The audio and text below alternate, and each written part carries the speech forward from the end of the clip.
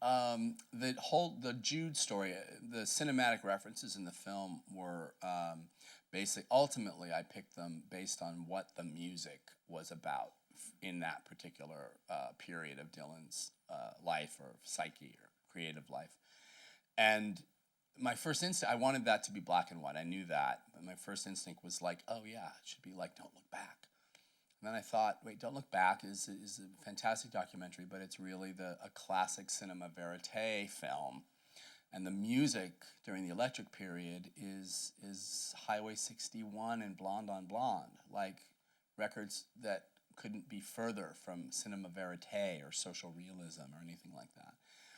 And it certainly didn't take, I was revisiting a lot of cinema from the 60s, and when I looked at 8.5 again, I was like, oh man, this is this Baroque, urbane, witty,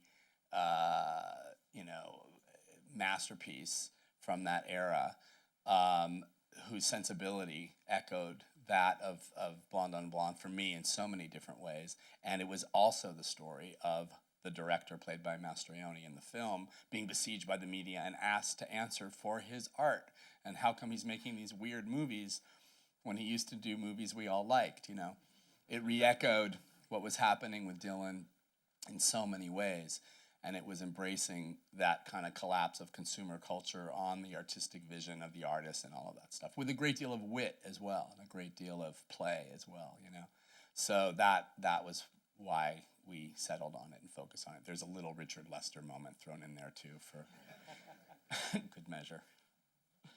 It's the spice that it needs to go with it. Again, tremendous film.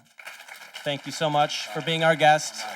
Best of luck with everything that comes after. Todd Haynes, ladies and gentlemen.